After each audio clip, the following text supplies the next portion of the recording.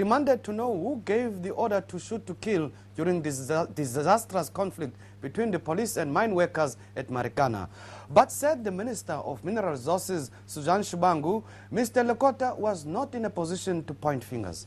Minister Lekota, this government never called soldiers to attack communities. During your era as the Minister of Defense in Kutso, you called soldiers to attack. You are the one who is more brutal than the ANC. With the Minister of Labour, we will closely look at the situation and continue to monitor in a way. Shut up. We will continue Point of to order, monitor the Madam space. Deputy Speaker. I rise on a point of order. There's a point of order. I submit that the use of the word shut up is unparliamentary, and I'd ask you to ask the Minister to withdraw. It is unparliamentary, Minister. Yes.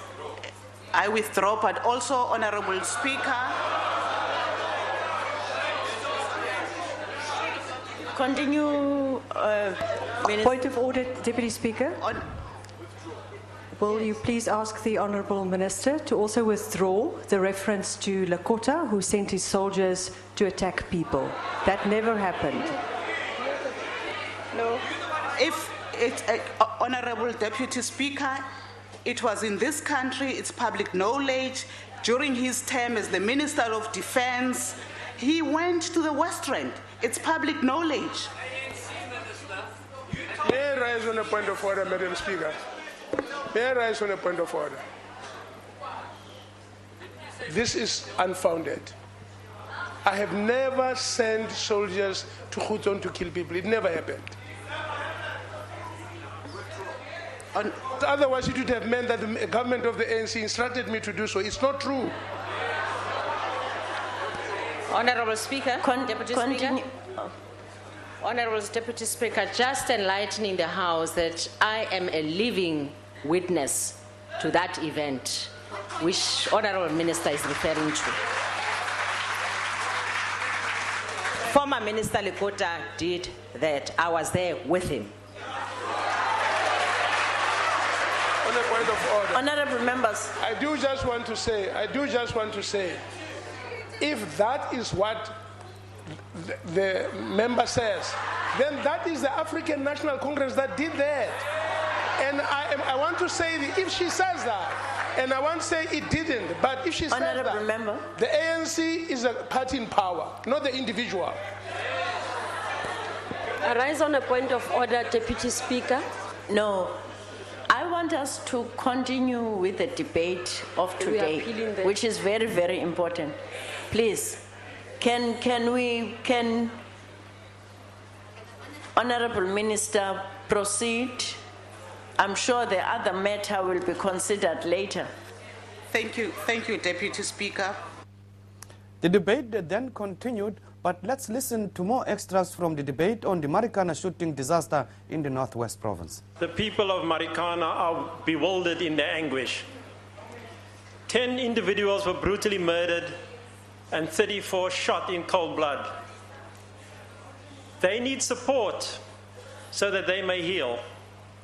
The people of Marikana live in fear. There are people there capable of great brutality. The police, who should bring safety to all, are distrusted and even hated. Workers of Marikana labor in a broken environment. The system of labor relations needs reform so that everyone is included. There should no longer be two classes of workers, first-class and second-class workers.